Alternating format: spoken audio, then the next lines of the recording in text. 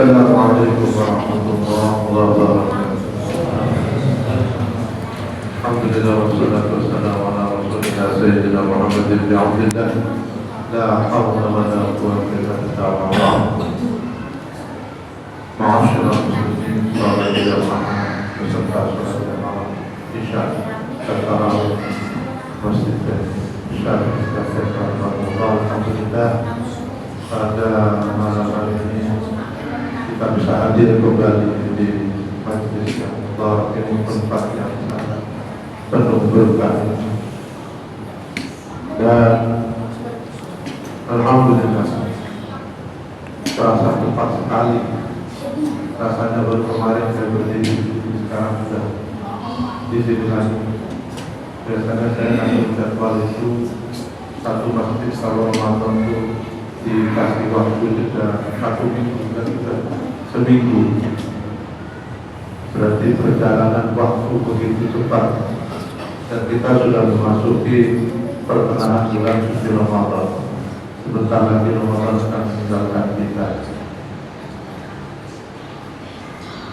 Semoga Allah berkenan memberikan selalu senantiasa menganugerahkan kesehatan kepada kita, kekuatan, kesabaran, dan istiqomah dalam menjalankan ibadah di bulan suci Ramadan ini hingga akhir, dan kita semua lulus sebagai Allah yang muttaqin. Amin Allahumma.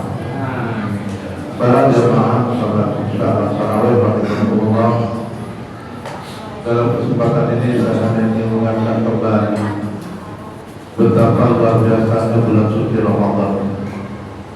Kalau di bulan Ramadan kita mengenal ada waktu-waktu istijabah, ada tempat-tempat istijabah, ada simbol-simbol istijabah. Kalau di luar suci Ramadan itu, misalnya hari Jumat itu merupakan hari istijabah. Waktu misalnya sepertiga malam itu waktu yang istijabah. Atau waktu-waktu antara kaman dan iqamah dan sholat itu juga merupakan waktu istijabah.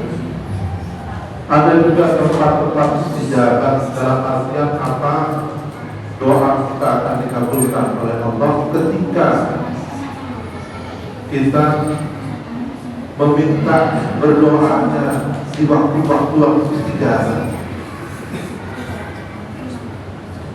Dan juga di tempat-tempat yang istijabah, kayak di masjid ini tempat yang sangat istijabah, mustajabah, karena tempat ini tempatnya orang, ditempati orang ibadah.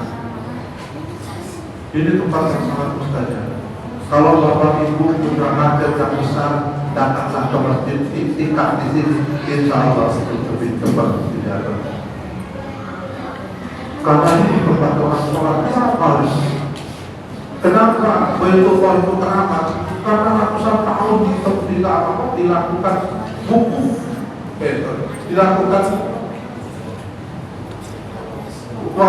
tawaf jutaan, mungkin sudah miliaran manusia melakukan tawaf. Ibarat senjata, diasah terus, dia pasti tanya. Bapak Ibu juga bisa menciptakan tempat istijabah di rumah, bisa juga. Tempatkan satu tempat yang biasa Bapak Jamal itu melakukan ibadah di situ, ibadah sunnah. Kalau wajib ibadah sunnah utama selalu istiqomah di tempat itu. Maka tempat itu bisa menjadi tempat yang mustajab. Kalau di Mekah, kalau main dimanapun tempat itu mustajab. Mobil khusus ketika kita masuk ke Masjidil Haram, semua mustajab. Masuk Masjid Nabawi semua mustajab. Dan bulan suci Ramadan, baik tempat ataupun waktu, semuanya mustajab. Bapak Ibu mau doa kapan saja, mau beribadah kapan saja, di mana saja semuanya mustajab selama bulan suci Ramadan. Dan ingat, Ramadan itu satu paket, siang dan malam. Siang namanya siang, malam namanya qiyam. Wa aqimus siyama ilal lail. Jadi jangan dikira Ramadan hanya siang hari. Wah, tak bohong. Kalau malam hari karena bukan Ramadan, dan bisa. Ramadan itu siang dan qiyam. Itu satu paket. Bagaimana misalnya siangnya siang, malamnya tidak qiyam? Ya secara fikih sah puasa. Selama syarat wudhu dari berwudhu, sah puasa. Tapi tidak mendapatkan kekeramatan, kefadholan, keutamaan dari bulan suci Ramadan. Seperti yang kita lakukan itu bagian dari qiyamul lail. Man shoma Ramadhana imanan wa ihtisaban ghufira lahu ma taqaddama min dhanbihi. Jadi satu paket. Dan itu membuat Ramadan menjadi sangat istimewa. Karena apa? Seluruh 24 jam dari Ramadan itu waktunya mustajabah, dan tempatnya di mana pun saja mustajabah. Mau di rumah, mau di dapur, mau di kantor, mau sedang berjalan, karena bulannya bulan suci Ramadan dan kita sedang melaksanakan ibadah shaum Ramadan, maka Ramadan menjadi istimewa. Bapak Ibu, para jemaah, sungguh sangat sayang kalau waktu yang demikian istimewa ini kita lewatkan. Hatta nawasoin itu ibadah. Tidurnya orang berpuasa itu ibadah kalau diniati. Semua apapun 24 jam yang dilakukan oleh as-shaim itu ibadah. Kata Rasul, as-siyam junatun fala yarfud wala yarfud.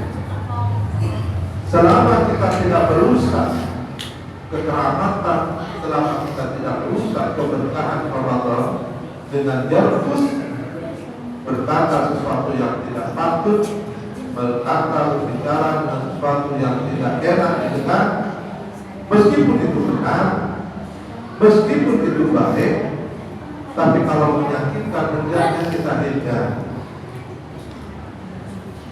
Lebih baik kita tidak menyampaikan sesuatu kalau kita tidak mampu mengemasnya dalam bentuk yang bijak. Walau tidak, dan janganlah kita bertindak bodoh dengan melakukan segala sesuatu yang menyebabkan keistimewaan dalam dari bulan suci Ramadan ini menjadi jelas. Apa buah dari Ramadan ini? Buah dari Ramadan ini akan melahirkan pribadi-pribadi yang sabar. Karena as-siyam dan as-sabr itu memang ya bersama, berdekatan. Kullu amal ibni Adam la illa as-sawm fa inna sawma li wa ana ajzi bi. Al-hadis Ramadan. Pahala orang ibadah puasa itu tidak ada yang tahu, karena Allah yang akan memberikan pahala. Tidak Allah tahu. Semua pahala ibadah itu ada ukurannya.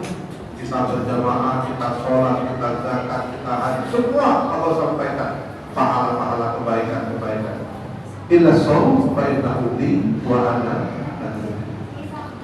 Begitu juga dengan sabar. Sabar juga sama pahala orang bisa sabar itu. Innamas shawima wa yuwaffas shawibun ajrahu bighairi hisab. Orang yang mampu, pribadi yang sabar, maka pahala orang yang sabar itu tidak ada batasnya, tidak ada hitungannya. Bighairi hisab, tanpa ada hitungan. Apa sabar itu? Kata Imam Nawawi, ada 3 orang sabar. Pertama, as-sabru fil ibadah. Ya kayak kita semuanya. Gak kebayang kalau di luar suci Ramadan, habis sholat isya sudah payah, masih suruh nunggu sholat tarawih. As-sabru fil ibadah. Kita tetap melakukan kewajiban dalam kondisi berpuasa, tidak boleh membatalkan puasa. Kalau kita harusnya sudah naik kelas, batalnya puasa bukan karena makan dan minum lagi. Harusnya kita naik kelas. Batal puasa itu kalau apa? Kalau kita bermaksiat kepada Allah.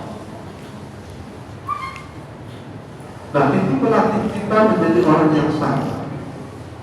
Ini sholat. Ada kesadaran saya sedang berpuasa. Ada kesadaran. Itu namanya as-sabru fil ibadah. Ada as-sabru 'alal maksiyah.